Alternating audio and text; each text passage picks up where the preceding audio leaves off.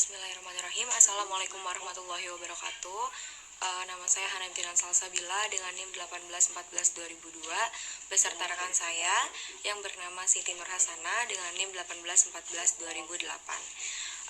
Pada video ini kami akan menjelaskan mengenai materi perbankan internasional untuk memenuhi tugas video presentasi dari mata kuliah Manajemen Keuangan Internasional yang diampu oleh Ibu Heni Saraswati.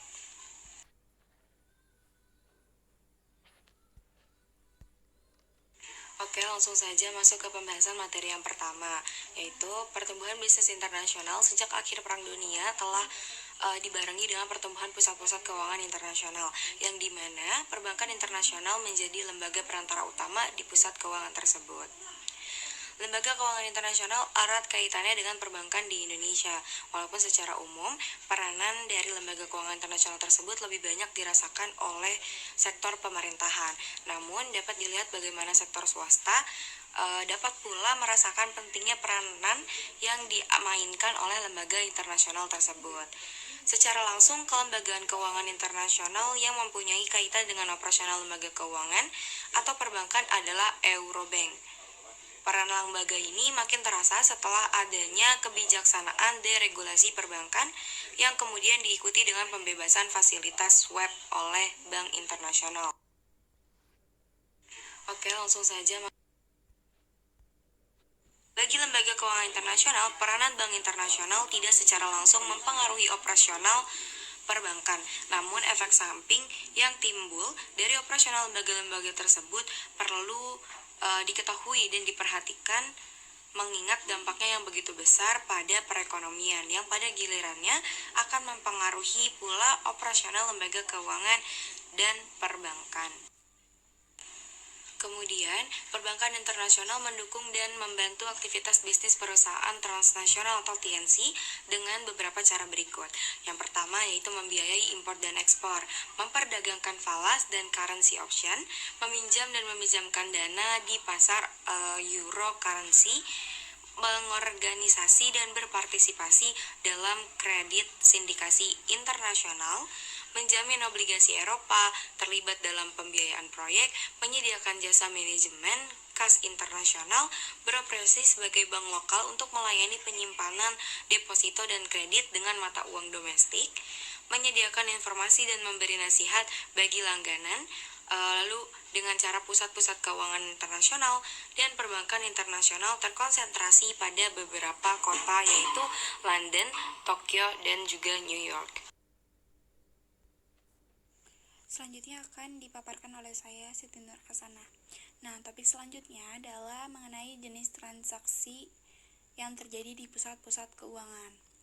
Nah, yang pertama ada menyediakan dana bagi pelanggan domestik dengan peran klasik menjembatani antara investor dengan peminjam. Yang kedua ada melayani pasar internasional di mana dana domestik disalurkan kepada langganan di luar negeri atau dana dari luar negeri disalurkan untuk langganan domestik. Yang ketiga ada melayani pasar offshore di mana dana luar negeri disalurkan untuk langganan luar negeri. Selanjutnya ada strategi internasional perbankan. Nah, strategi yang dilakukan perbankan internasional ini umumnya bersifat evolusioner. Adapun tahap evolusi perbankan internasional yaitu yang pertama ada arm's length international banking. Maksudnya adalah perpanjangan tangan dari jaringan perbankan internasional terjadi apabila bank domestik meneruskan misi perbankan internasional dari negara asalnya, yaitu menerima deposito dalam valuta asing dan menyalurkan pinjaman internasional. Langganannya adalah importir, eksportir, turis, dan bank asing. Yang kedua ada offshore banking, yaitu maksudnya adalah bank menerima deposito, menyalurkan pinjaman, dan menanam investasi dalam euro currency. Contohnya yaitu bank di Bahama atau Pulau Cayman. Nah, bank ini aktif melakukan pembelian dan penyaluran dana jangka pendek. Yang ketiga ada host country banking.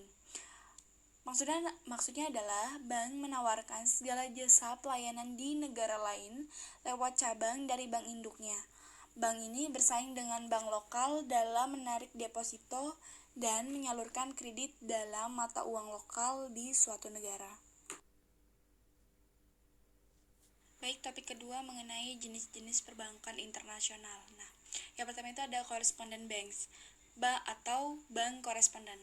Nah, adalah bank yang berlokasi di negara lain dan memberikan jasa kepada bank lain secara koresponden, yaitu lewat fax, telex, surat, dan lain-lainnya. Nah, bagi kalangan bisnis, manfaat utama menggunakan bank domestik yang mempunyai hubungan koresponden yang banyak, yaitu mampu menangani masalah finansial di berbagai negara tersebut.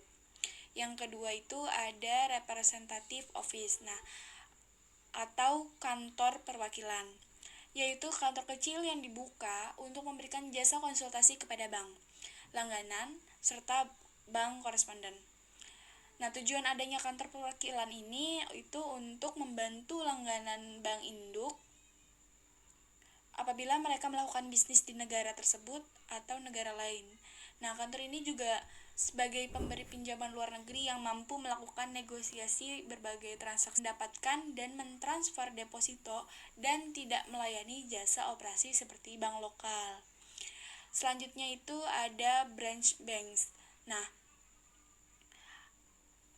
merupakan kantor cabang di luar negeri, bagian operasi dari bank induk dengan dukungan sumber daya sepenuhnya dari bank induk. Nah, bank semacam ini dikenakan dua peraturan.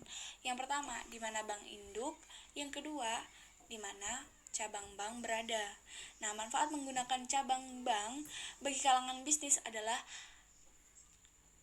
bank ini akan melakukan semua jasa perbankan di bawah nama dan kewajiban hukum dari bank induknya. Selanjutnya ada banking subsidiaries, yaitu bank yang terpisah namun dimiliki seluruh atau sebagian besar sahamnya oleh bank induk asing. Nah, bank ini juga harus tunduk dengan semua aturan di mana bank tersebut berada. Jadi bergantung pada tempatnya gitu. Yang terakhir itu ada afiliates. Nah, bank afilis atau yang dikenal sebagai bank afiliasi.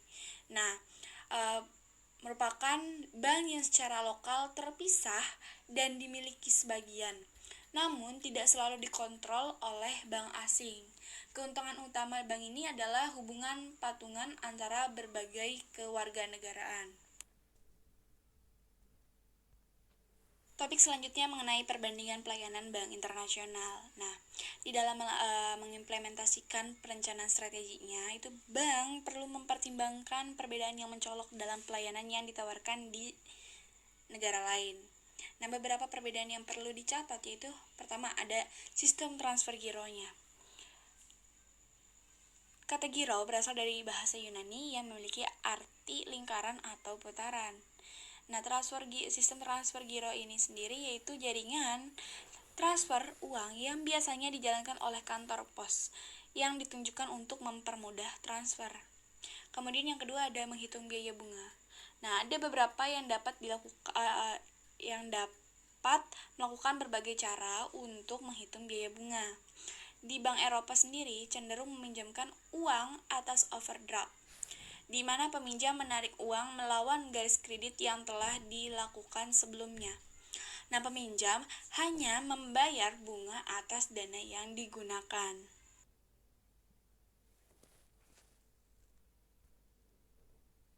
Yang ketiga ada jasa-jasa yang ditawarkan. Bank internasional biasanya lebih canggih dalam pembiayaan impor dan ekspor, serta menangani transaksi valuta asing. Kemudian menawarkan bantuan menarik dana, kemudian ada lebih berpengalaman dan tertarik untuk membantu pembiayaan industrial dalam jangka menengah dan jangka panjang. Topik selanjutnya mengenai risiko pinjaman internasional.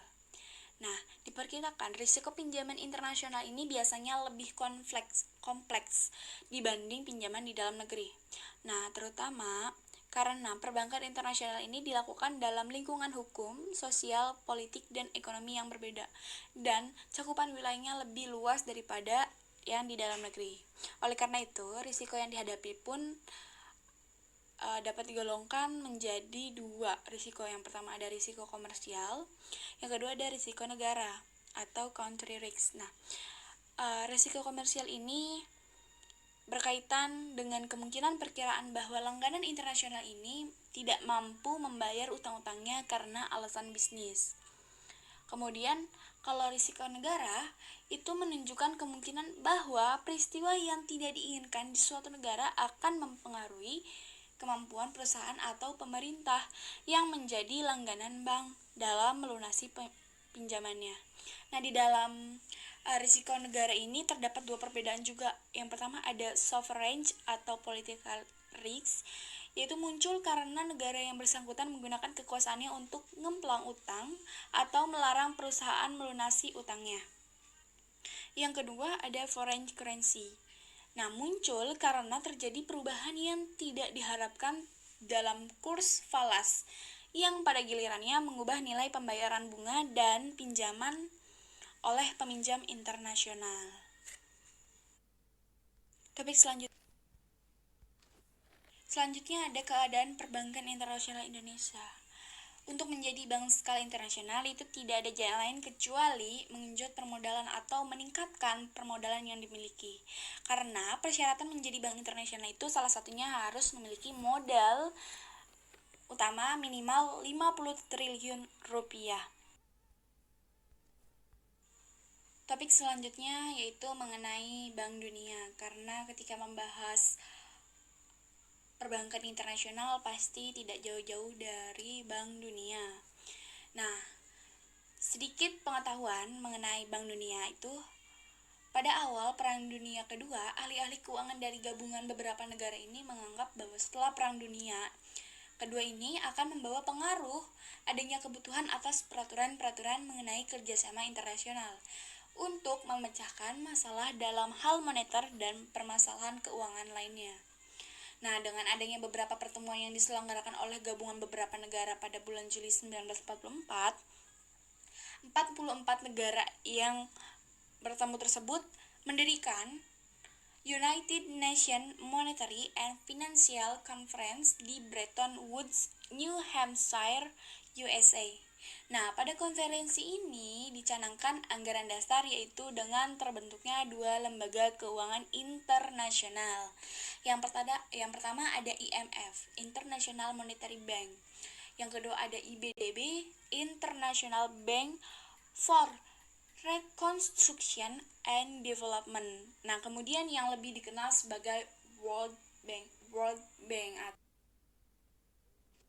Oke, apa sih fungsi utama dari Bank Dunia? Nah, tugas prinsip dari Bank Dunia saat ini adalah memberikan pinjaman untuk proyek-proyek produktif demi pertumbuhan ekonomi di negara-negara yang sedang berkembang yang menjadi anggotanya.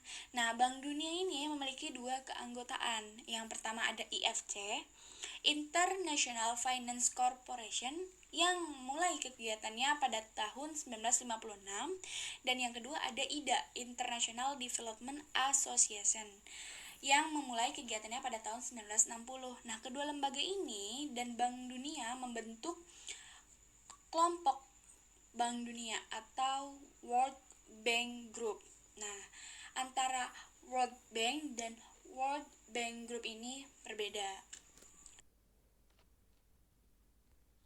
Selanjutnya, siapa sih anggota Bank Dunia? Nah, Dewan Komisaris memiliki kekuasaan untuk mengaku anggota-anggota baru Bank Dunia dan menentukan syarat-syarat keanggotaan. Nah, syarat-syarat itu yang pertama ada setiap negara yang setuju memberikan kontribusinya kepada modal Bank Dunia. Yang kedua, calon anggota itu harus menjadi anggota IMF. Nah, bila semua persyaratan tersebut telah dilakukan, nah maka negara tersebut dapat dipertimbangkan untuk menjadi anggota Bank Dunia. Nah, per tahun 1969, Bank Dunia telah memiliki 112 negara anggota. Kemudian timbul pertanyaan, siapa sih yang menjalankan operasional perusahaan Bank Dunia tersebut gitu kan. Nah, seluruh kekuasaan Bank Dunia itu berada di bawah naungan Dewan Komisaris. Nah, Dewan Komisaris ini terdiri dari para anggota komisaris yang mewakili negara-negara anggotanya. Jadi, masing-masing negara anggota itu menunjuk satu orang sebagai perwakilan untuk komisarisnya. Oke, sekian dari Selesai sudah materi pembahasan yang disampaikan. Kurang lebihnya mohon dimaafkan. Wabillahi taufiq wal hidayah. Wassalamualaikum warahmatullahi wabarakatuh.